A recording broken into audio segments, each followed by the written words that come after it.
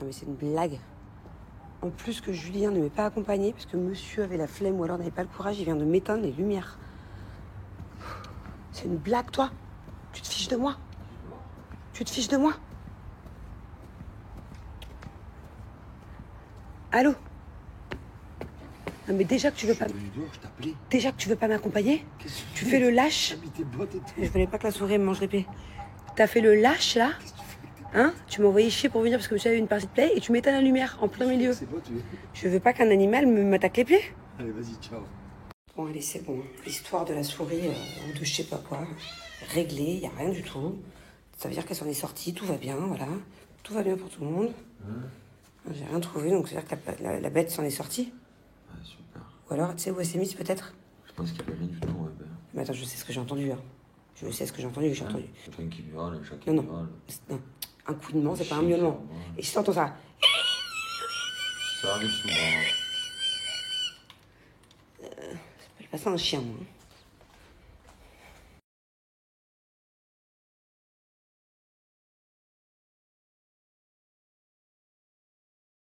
Bon, allez, bref, on change de sujet là.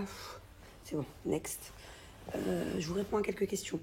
Est-ce que Chine livre à Dubaï? Oui, et en plus très rapidement. Moi, je reçois souvent mes colis en 4-5 jours. Et en parlant de Chine, justement, je vais bientôt avoir un code pour moi vous donner. J'ai déjà reçu là mon colis. Genre, c'est trop chouette. J'ai pris plein de trucs un peu cool pour chiller tous les jours. Pas cher du tout, genre à 5 euros. Trop bien. Donc, je vais avoir bientôt un code pour moi vous donner. Je pense que dès que j'aurai le temps ce week-end, voilà, de vous le faire.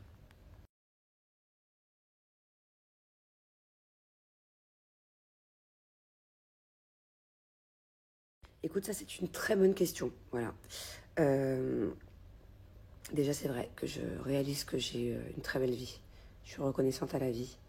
Et je devrais même l'être encore plus au quotidien. Parce que, ouais, c'est vrai que j'ai beaucoup de chance.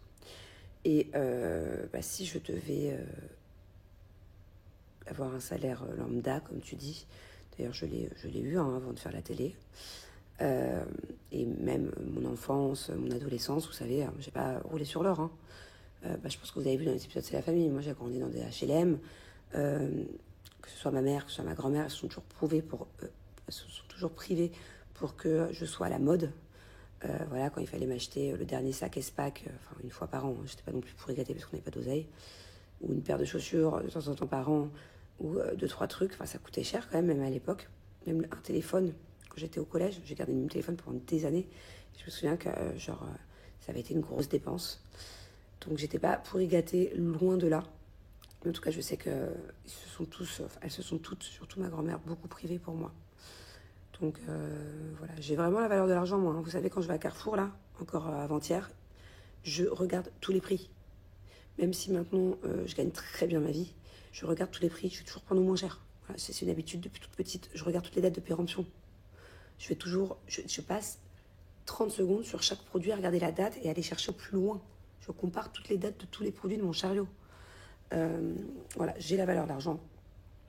Et si je devais un jour gagner 1500 euros par mois, vu que c'était ça ta question, je pense qu'avec mon mari, dans tous les cas, on ne vivrait pas en France. Dans tous les cas. Voilà. Je pense que si j'avais moins d'argent, j'irais vivre par exemple à Bali ou en Thaïlande. Un endroit... En fait, je m'adapterais et j'irais vivre dans un endroit où je peux bien vivre avec cette somme et non pas survivre avec cette somme. Vous voyez, dans les pays, il y a le pouvoir d'achat, tout ça, tout est différent. Il y a des pays avec 1500 euros où à la fin du mois, tu t'en sors pas, tu galères.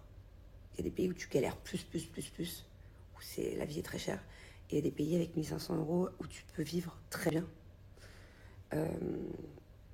Voilà. Comme les Philippines, par exemple. Les Philippines, c'est un très beau pays. Je serais plutôt côté Asie, je pense, côté Bali, côté Asie, de ce côté-là.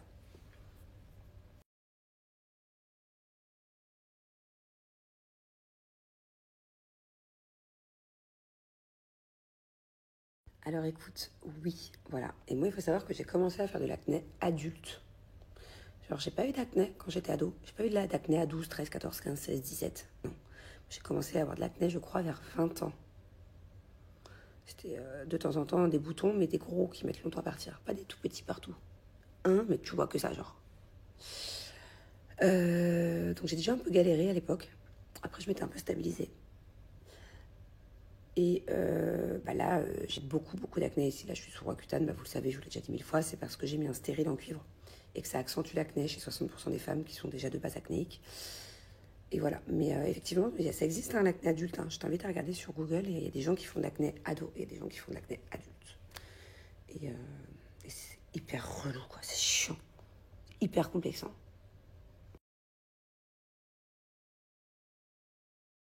Allez, je réponds encore à 2 questions et je vais me coucher. Est-ce que j'envisage d'arrêter la télé? Non. Voilà, pas pour l'instant. Je ressens pas le besoin d'arrêter là. Je me sens bien dans les tournages. Je me sens évoluer avec vous dans les tournages. Donc, que ce soit c'est la famille, bon, vous me suivez dans mon quotidien, donc ça me plaît vachement. De vous montrer d'autres facettes de nous et pas plus nous au naturel, quoi, on va dire ça comme ça. Et même dans les tournages où on vit en communauté, voilà, j'ai évolué. Je pense que j'ai un peu mûri. Je suis un peu moins. Je décale moins, je décolle moins au quart de tour. Je sais pas comment dire, je pars moins au quart de tour. J'essaie de. Je m'adapte. Voilà, maintenant j'ai un autre regard. C'est vrai que par exemple, dans le dernier tournage, il y avait des personnes de mon âge, mais il y avait des personnes qui avaient 10 ans de moins. Il y en avait même qui étaient encore plus jeunes. Il y a carrément même quelqu'un dans le tournage, vous verrez. J'aurais limite pu être sa mère si j'avais été enceinte très précoce. Mais non, du coup, ça me donne une autre vision, quoi.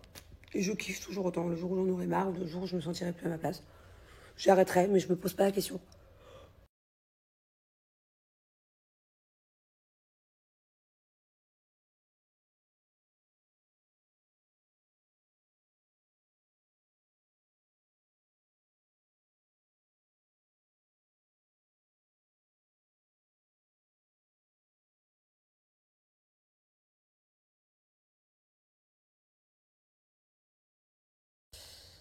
Non. Voilà, la réponse est non. Je n'arrive pas à dire à mes enfants que ma nanny est décédée.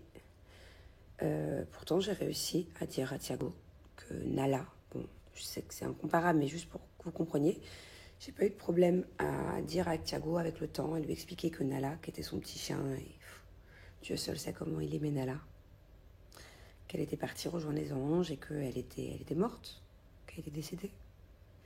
J'ai mis du temps, mais j'ai réussi. Et là, la nanny, j'y arrive pas. C'est incomparable, bien sûr. Mais en tout cas, c'est 2 personnes que ce soit ma chienne ou que ce soit ma nanny, qu'on aimait énormément. Le problème, c'est que ma nanny, c'est surtout ma fille qui me posait des questions. Parce que c'était la nanny de ma fille.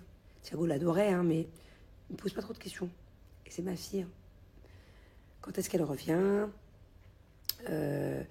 Par exemple, ça va être instinctif. Par exemple, elle va me dire, c'est qui le prochain anniversaire? Donc je vais lui dire, le prochain anniversaire, c'est Thiago. Et après, c'est qui? Ah bah, c'est toi. Après, c'est qui? Ah bah, c'est Mary, c'est Émilie. Et elle me dit, et Barbara? Vous voyez? En fait, elle pense encore tout le temps à elle. Pourtant, ça fait longtemps qu'elle l'a pas vue. Ça va faire quand même presque 1 an qu'elle l'a pas vue. Et normalement, quand t'as 3 ans, tu perds vite la mémoire. Donc je sais pas, mais je peux pas lui dire. Elle m'en a parlé il y a encore 5 jours et je lui dis, non mais tu sais, ma chérie, Barbara, elle va pas revenir à Dubaï. Genre à chaque fois c'est pareil. Why? Parce qu'elle est malade, tu sais qu'elle est malade, elle a bobo gougoute. Du coup elle est avec ses enfants, elle profite avec sa famille. Et puis moi quand je dis ça, ça me brise le cœur, forcément. Donc j'essaie de garder sur moi, prendre sur moi. But why? Parce qu'elle est trop malade et puis tu sais qu'elle a besoin de se reposer, mais elle reviendra plus, mon bébé. J'essaie vraiment par contre de lui faire comprendre qu'elle reviendra plus. C'est pas facile. Je sais pas, voilà, je veux pas qu'elle l'oublie.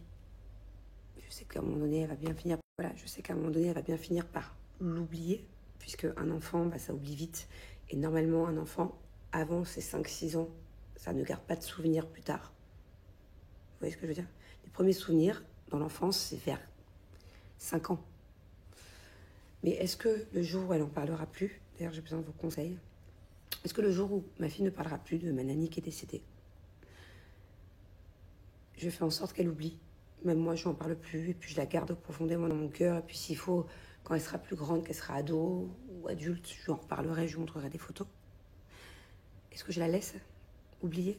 Ou est-ce que, au Au contraire, je continue de dire que Barbara, elle est aux Philippines, qu'elle pense à elle, et je continue de faire marcher sa mémoire. Je sais pas, je suis perdue. Je me suis posé la question d'ailleurs récemment. Voilà. Bon, allez, ce coup-ci, je vous laisse. Il est déjà minuit et demi, je suis KO. Demain, je me lève hyper tôt. Voilà, si vous avez d'autres questions, n'hésitez pas à les mettre juste là. Comme ça, je vous réponds demain, après-demain. En fait, à chaque fois, ce que je fais, c'est plus qu'il y a plein de questions. Bah, je vous screen, et petit à petit, je vous réponds. Voilà, donc s'il y a d'autres questions...